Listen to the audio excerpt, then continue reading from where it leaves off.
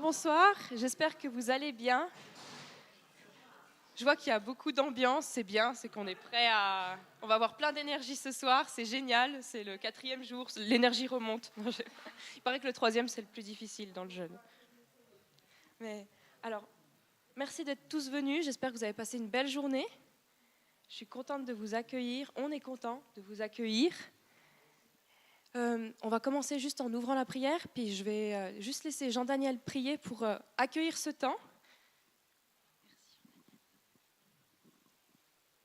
J'aimerais te bénir, Papa, pour cette nouvelle possibilité que tu nous donnes de nous retrouver. Seigneur, c'est vrai que l'union fait la force. Et nous voulons ce soir de nouveau avoir les cœurs ouverts de recevoir ce que tu as à nous enseigner à chacun d'entre nous. Tu connais les besoins de chacun. Et nous continuons je continue de prier pour expérimenter la puissance de la prière. Que ton nom soit béni, Papa.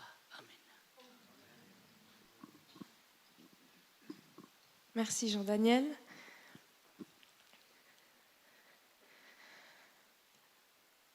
Alors, je ne sais pas si tout le monde a été là, enfin si vous avez été là d'autres jours de la semaine. Oui les 4 jours, 2 jours. C'est le 3e. Bon. Ok. Alors, je vais juste résumer la pensée avant d'arriver avec... je vais résumer notre semaine, comment elle a commencé. Durant cette semaine de jeûne et prière, notre thématique est in-out. Peut-être je ne le dis pas bien parce que je ne suis pas très bonne en anglais. Et c'est ce qui veut dire, ce que nous voulons dire, c'est préparer pour briller. Nous voulons apporter cette vérité déjà dans notre communauté parce que nous voulons nous préparer à briller à l'extérieur. Nous avons plusieurs projets, nous voulons nous préparer, nous voulons avancer. Mais c'est aussi avant tout parce que nous veut voir le royaume de Dieu avancer, je l'espère en tout cas. Le lundi soir, c'est Luc qui est venu introduire avec le sarment et la vigne et les sarments. Et il parlait du fait que si nous sommes émondés, ce n'est pas parce que nous sommes rejetés, mais c'est pour porter plus de fruits. Et il nous invitait à être rattachés à Dieu et à se laisser justement émonder. Ensuite, ce fut au tour de Mathias, mardi soir. Il était avec Esdras et il nous a parlé de se préparer spirituellement, d'être cohérent dans sa parole, mais aussi dans sa foi avec Dieu, et de ne pas oublier de remercier Dieu dans tout cela. Et hier soir, c'était Claudia qui est venue nous apporter, dirigée par le Saint-Esprit, elle est venue éprouver nos cœurs comme on éprouve l'or, afin que nous puissions arriver à cette repentance. Parce que, oui, nous le croyons, les réveils arrivent aussi avec la repentance. Ce soir, c'est à mon tour de vous apporter la pensée. Et je veux vous inviter donc dans Ésaïe 36 et 37, où on va pas lire le texte, mais je vais vous mentionner quelques versets que je vais sortir, parce qu'on n'a pas le temps de tout prendre, mais pour amener à cette pensée que je crois que vraiment le Saint-Esprit m'a mis à cœur. Ce soir, j'ai envie de vous parler du in. Mathias a dit dimanche, il a très bien expliqué par rapport aux jeunes, mais il a aussi expliqué que l'intérieur, l'extérieur, c'est un juste milieu. Mais ce soir, je sens qu'on a besoin de parler du in pour aller à l'extérieur, donc de l'intérieur. Et je veux d'abord parler à votre intérieur, à vous, pour que ça puisse parler à l'intérieur de l'Église, pour qu'on puisse aller plus loin. Alors, on commence dans le chapitre 36 de Ésaïe. En fait, c'est la 14e année du roi de Ézéchias. Et il faut savoir qu'à ce moment-là, c'est le roi d'Assyrie, qui s'appelle Sennachérib, qui est en train de monter contre toutes les villes de Juda, et il est en train de s'emparer de toutes les villes.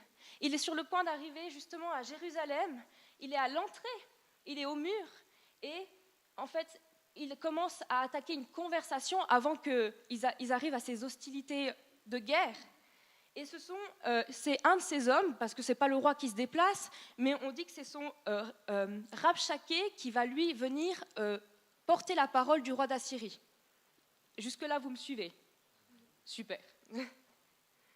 Et les hommes qui sont envoyés par Ézéchias, ce sont des hommes fidèles, dont Eliakim et 2 autres hommes qui sont Shebna et Joar. Mais le plus important, c'est de retenir Eliakim.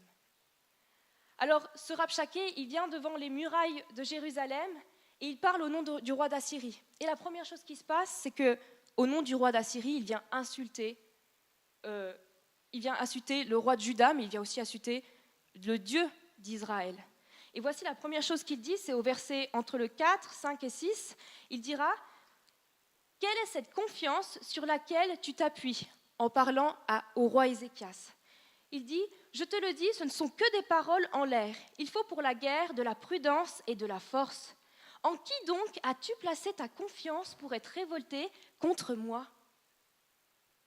Ensuite, il lui dit « Voici, tu as placé dans l'Égypte, voici, tu l'as placé dans l'Égypte et tu l'as pour soutien ce roseau cassé. »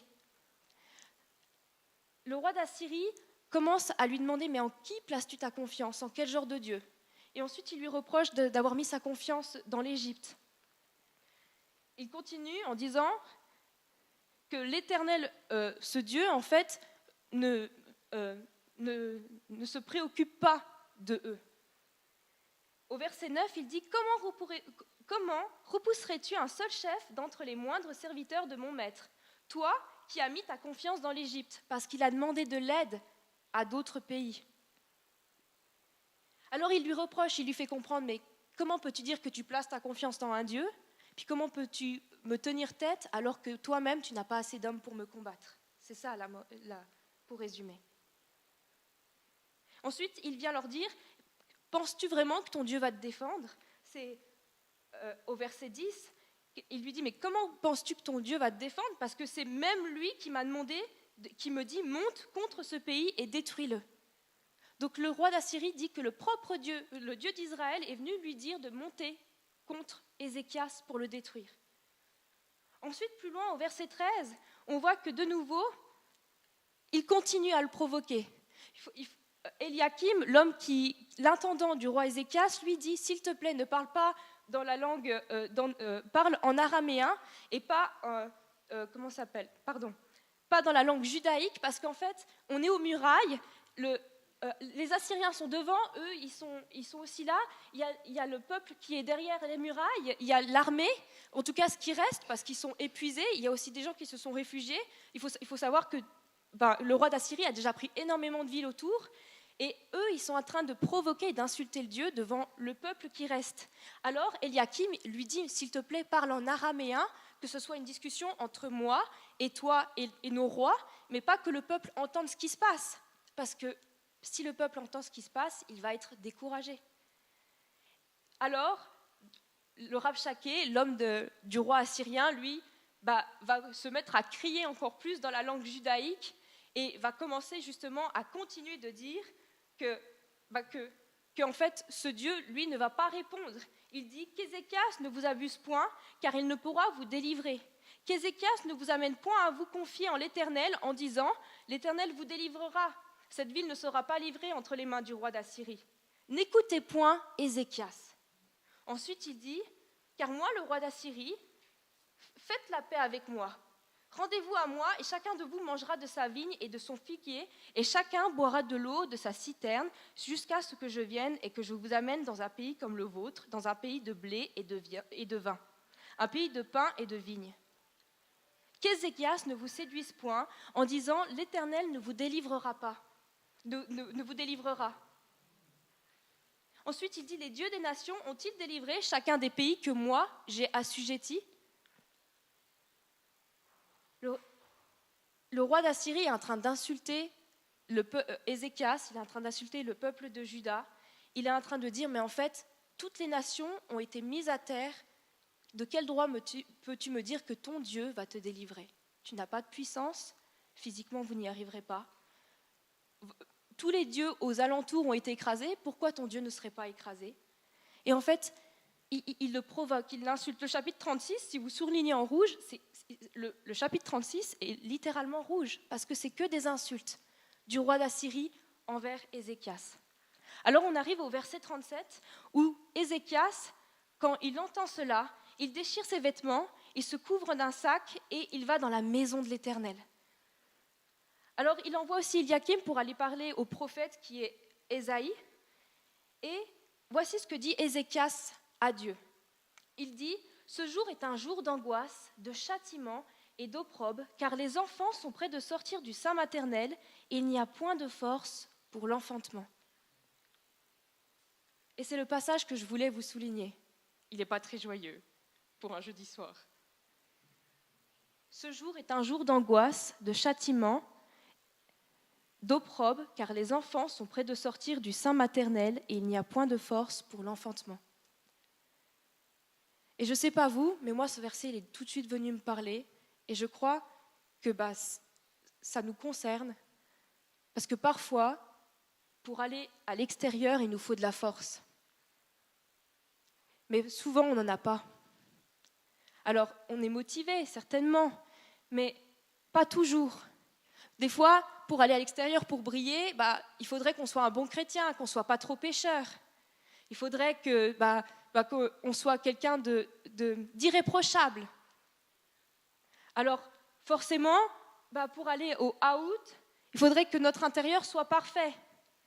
Mais là, Ézéchias, il dit quelque chose de tellement fort. Il dit « Ce jour est un jour d'angoisse, de châtiment, d'opprobre, car les enfants sont près de sortir du sein maternel et il n'y a point de force pour l'enfantement. » Ézéchias est en train de dire « Je n'ai pas la force de répondre à ce que le roi dit. J'ai proclamé que Dieu allait m'aider, mais je n'ai même pas la force de finir et d'arriver au terme de cette histoire. Peut-être parce que déjà, alimentairement, ils sont coupés, peut-être aussi parce que les forces leur manquent, l'armée assyrienne est énorme. Et tout ça fait que lui ne se sent pas la force d'accoucher, d'avenir à terme de ça, parce qu'on se comprend.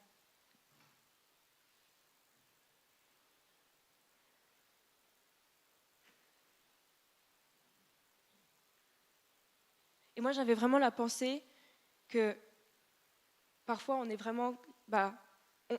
on sait que Dieu nous a envoyés, on sait que Dieu nous a mis quelque chose à cœur, on sait qu'on doit aller à l'extérieur, parler, être une lumière pour le monde, évangéliser, mais des fois, on n'a juste plus la force. On sait que, et je pense que vous le croyez, moi je le crois, que Dieu mène à terme tout ce qu'il fait, tous les projets qu'il a, il les met à terme. Je crois réellement qu'il fait enfanter des choses dans nos vies, que c'est comme une femme enceinte, il nous fait accoucher de certaines bénédictions, je le crois vraiment, mais il y a des moments où on n'arrive pas à y croire, où des fois juste on est déçu, puis on n'a plus la force d'y croire. Et si on veut pouvoir aller à l'extérieur, on a besoin de savoir quelle est la réponse que Dieu donne à ça. Parce que si je n'ai pas la force d'accoucher, qu'est-ce qui va se passer? Si je n'ai pas la force de mettre au monde ce que Dieu a prévu pour moi, qu'est-ce qui va se passer? Dites-moi. C'est ce qu'on pense. Si je n'ai pas la force d'accoucher ce que Dieu a pour moi, c'est un échec. Mais voici ce qu'il va répondre à Ézéchias. Il lui dit « Ainsi parle l'Éternel, ne t'effraie point des paroles que tu as entendues et par lesquelles on m'a outragé. »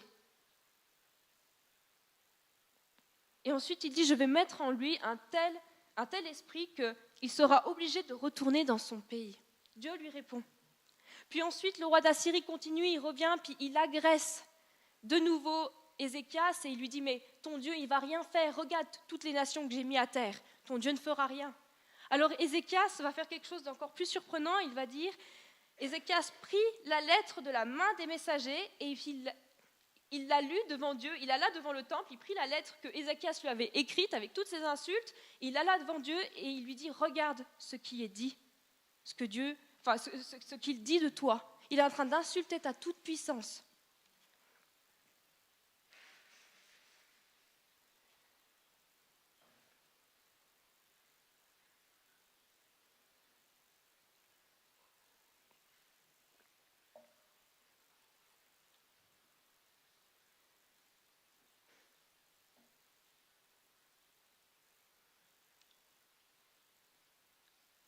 Ce que je retiens de ce passage, c'est qu'il y a des situations où on n'aura pas la force de mettre tout au monde, et ce n'est pas grave. Parce que ce qui compte, c'est de faire comme Ézéchias a fait. Ézéchias, c'est un homme imparfait. Mais il a le mérite d'avoir fait 2 fois quelque chose dans ce passage. À chaque fois que le roi venait l'insulter, il venait devant le temple de l'Éternel et il lui dit « Tu as vu ce qu'il a dit de moi? Est-ce que tu as vu ce qui se passe ?» Et c'est ça la force que Ézéchias avait. Il n'avait plus de force pour mener le combat, d'un point de vue militaire, d'un point de vue physique, c'est factuel, ils n'ont plus de force pour se défendre.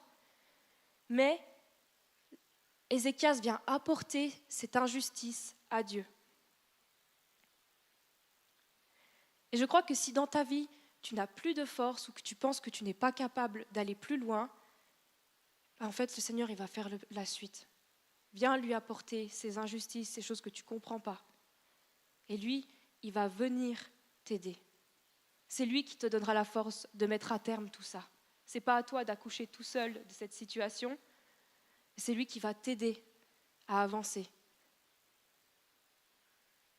Dieu, dans ce genre de situation et dans tout l'Ancien Testament, et c'est incroyable, dans les psaumes aussi, en fait, il amène l'homme, l'homme est amené à être tellement faible, tellement impuissant, il peut faire une seule chose, c'est se mettre devant Dieu et venir chercher en lui parlant, en lui disant ce qui ne va pas, ce qu'il ressent, en venant chercher cette intimité. Et parce qu'il cherche cette intimité, Dieu, lui, il va le défendre, il va répondre. Nous ne sommes pas appelés à accoucher tout seul, à se battre tout seul dans un combat, mais Dieu, lui, est là.